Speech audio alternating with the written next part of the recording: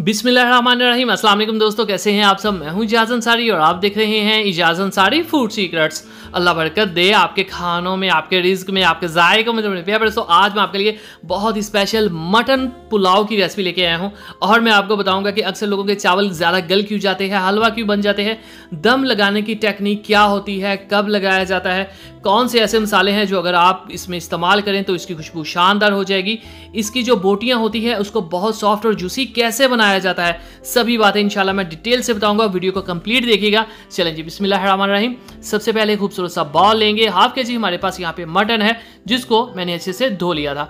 एक प्याली पूरी इसमें दही की जाएगी, तकरीबन 150 ग्राम। ये थोड़ी सी ज्यादा लग रही होगी आपको, लेकिन ये इतनी ही आपने ऐड करनी है। प्याली को अच्छे से साफ किया करें, कोई भी चीज जाया नहीं होनी चाहिए। चलो जी, बिस्मिल्लाहिर्रहमानिर्रहीम। 2 बड़ी इलायची जाएंगी इसमें अंदर। इसका फंक्शन होता है गोश्त की स्मेल को दूर करना, खुशबू पैदा करना। 1 टीस्पून कुटी हुई लाल मिर्च मैं ऐड कर रहा हूँ, पाउडर नहीं आपने डालनी इसमें, ठीक है। 1 टेबलस्पून खुश धनिया पाउडर जाएगा इसमें, और काली मिर्च मैं यहाँ पे डाल रहा हूँ 1/4 टीस्पून जस्ट। चलें जी, अगली चीज़ इसमें जाएगी जीरा पाउडर। 1/2 टीस्पून इसमें जीरा पाउडर मैं ऐड करूँगा। और अब इसमें जो चीज़ जाएगी ये है हमारे पास लेमन। एक बड़े साइज़ का हाफ लेमन मैं ले रहा हूँ। अगर आपके पास छोटा हो तो आप इसमें पूरा एक लेमन डाल दीजिएगा। मैरिनेशन से रिलेटेड जो रेसिपीज़ होती हैं इनका टेस्ट हमेशा ज़्यादा होता है, खुशबू भी ज़्यादा होती है, तो इसलिए इन रेसिपीज़ को ज़रूर फॉलो किया करें। अच्छे से लेमन को हम निचोड़ देंगे। और अगली चीज़ ऑफ कोर्स इसमें अदरक लहसुन का पेस्ट जाएगा 1 टेबलस्पून भर के।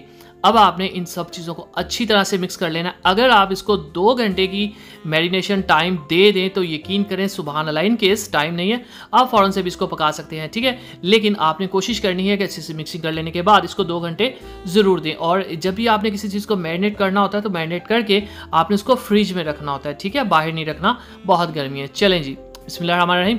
2 घंटे बाद खूबसूरत सा प्रेशर कुकर लेंगे, उसमें इस बॉल को डाल देंगे और अच्छे से बॉल को साफ करेंगे। अब चूंकि आपने देखा था हमने दही थोड़ी सी ज़्यादा यूज़ की थी, इसलिए हम इसमें ज़्यादा पानी ऐड नहीं करेंगे। चलें जी, बॉल को साइड पे करते हैं। थोड़ा सा तकरीबन 3 से 4 टेबलस्पून इसके अंदर पानी जो है काफ़ी होगा, ये देखिए आप। अब आपने इसको अच्छे से कर देना है मिक्स। याद रखिएगा जो मटन होता है इसको आप सिर्फ 12 से 13 मिनट लगाएं, कुकर में काफ़ी होता है। जो बीफ होता है उसको 18 से 20 मिनट लगाना पड़ता है, ठीक है। ढक्कन लगा देते हैं और इसको हम टाइम देंगे 12 से 13 मिनट, ठीक है। इतना टाइम इसके लिए काफ़ी होगा। चलें जी, बिस्मिल्लाहिर्रहमानिर्रहीम। खूबसूरत सा हम यहाँ पे तसला लेंगे, 1/2 कप इसमें कुकिंग ऑयल का लेंगे। चलें जी, अब फ्लेम को हम हाई कर देंगे ताकि ये जल्दी से गर्म हो जाए। तो यहाँ पे जो जब भी इसमें प्याज ऐड करते हैं तब ऐड करते हैं जब ऑयल अच्छे से गर्म हो जाए। तो यहाँ पे 2 मीडियम साइज़ के मैंने प्याज लिए हैं, तो ये लें जी, साइड पे करते हैं। अब यहाँ पे मैं कुछ खड़े गरम मसाले ऐड कर रहा हूँ, प्याज और गोश्त दोनों चीज़ों के लिए, ठीक है। तो अच्छे से इसकी हम करते हैं, यहाँ पे फ्राई करते हैं और इसी में ऐड कर देंगे, ये है हमारे पास लौंग, 4 अदद लौंग काफ़ी होंगे। 1/2 kg राइस है हमारे पास, ठीक है। एक बादियान का फूल चला जाएगा बड़ा सा, और ये है तेज़पात, एक काफ़ी होगा, इसमें तोड़ देते हैं ताकि बुनाई में आसानी हो हमें। और ये है 3 छोटी इलायचियाँ, ये खुशबू के लिए होती हैं, बहुत अच्छी लगती हैं पुलाव में। दालचीनी का छोटा सा टुकड़ा यूज़ करना है, इसका फ्लेवर काफ़ी हाई होता है। अब हम अच्छे से इसको फ्राई करेंगे अनियंस को, और जब इस तक इसका ये गोल्डन सा खूबसूरत कलर नहीं आ जाता, फिर इसमें अदरक लहसुन का पेस्ट 1 टेबलस्पून, ये अलग है, उसमें जो हमने ऐड किया था गोश्त में वो अलग है। थोड़े से यहाँ पे ये प्याज निकाल लेते हैं, ये एंड पे दम पे लगाएंगे। तो अब आपने ये देखें जो हमारा ये मटन है ये अच्छे से गल चुका है, और पानी देखें कितना परफेक्ट था, बिल्कुल भी नहीं रहा, और गोश्त भी गल चुका है। चलें जी, बिस्मिल्लाहिर्रहमानिर्रहीम। तो यहाँ पे आपने अच्छे से इसको साफ़ कर लेना कुकर को। अच्छा, एक बात और, अदरक लहसुन का पेस्ट जब मैंने प्याज में डाला था ना तो उसको 3 मिनट मैंने ज़रूर दिए थे, ठीक है, फ़ौरन नहीं ये डाल देना। चलें जी, अब आपने करनी है इसकी अच्छे से भुनाई। ये देखें, अगर आपको लगे कि ये जल रहा है तो इसमें आप हल्का सा पानी भी ऐड कर सकते हैं, कोई प्रॉब्लम नहीं, लेकिन कम से कम 7 से 8 मिनट इसकी आपने भुनाई ज़रूर करनी है। अब मैं इसमें 3 गिलास पानी के डाल रहा हूँ। जो चावल थे मेरे पास वो 2 गिलास थे, तो पानी मैं 3 गिलास इसमें ऐड कर रहा हूँ, ठीक हो गया। 1 टेबलस्पून यहाँ पे मैं नमक ऐड कर रहा हूँ, क्योंकि यहाँ पे मैं चेक भी कर सकता हूँ कम या ज़्यादा हो तो। और 1/2 टीस्पून काली मिर्च है, ठीक है, लाल मिर्च हम ऐड नहीं कर रहे, आपको ये याद होगा। 4 बड़ी हरी मिर्चें जाएंगी, ये जो है स्पाइस का काम पूरा कर देंगी। लाल मिर्च पाउडर वाली ना डालने का मकसद जो है वो है चावलों का कलर जो है उसको ब्राइट रखने के लिए, ठीक हो गया, हो आपको समझ आ गई होगी। चलिए, अब आपने इसमें चावल नहीं डाल देने, ठीक है। फ्लेम फुल हाई करना है। यहाँ पे मैं टेस्ट कर लूँगा, अगर नमक कम या ज़्यादा हो तो उसको एडजस्ट कर सकते हैं। ज़रूरत से थोड़ा सा ज़्यादा यहाँ पे नमक होना चाहिए क्योंकि इसमें चावल अभी जाने हैं। चलें जी, यहाँ पे आपने चावल नहीं डालने, फ्लेम को फुल हाई कर देना है, ढक्कन रख देना है ताकि इसमें बॉयल आ सके। और जब इसमें अच्छे से बॉयल आ जाएगा तब आपने चावल जो मैंने आधे घंटे पहले धो के भिगो के रखे थे, दोनों लफ्ज धो के फिर भिगो के, ठीक हो गया। धोना बहुत ज़रूरी होता है क्योंकि इसमें एक स्मेल सी होती है जो धोने से चली जाती है।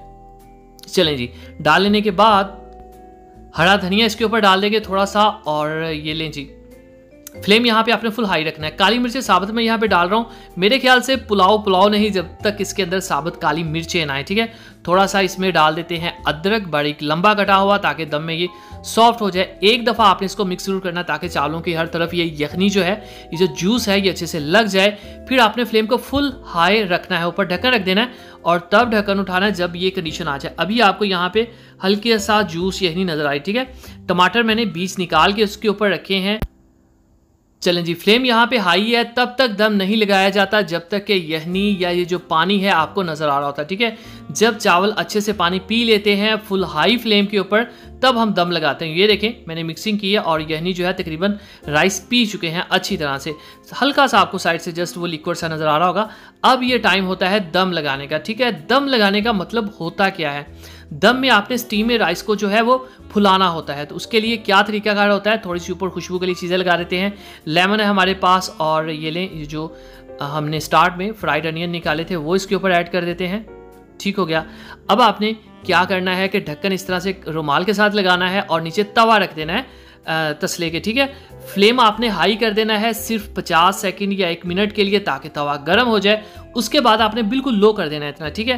12 मिनट का आपने इसको दम देना है। उसके बाद माशाअल्लाह अल्हम्दुलिल्लाह, देखें जी मेरे अल्लाह की शान, उसकी रहमतें नेमतें और बरकतें हैं जो दूसरे हमारे हाथों में, हमारे खानों में। तो ये देखिए मेरे पेपर्स तो बहुत ही शानदार खिले हुए खुशबूदार हमारे जो पुलाव के राइस हैं वो तैयार हैं। अब आपने क्या करना है, खूबसूरत सी एक प्लेट लेनी है और उसमें डालना है। फाइनल लुक को मिस मत करिएगा।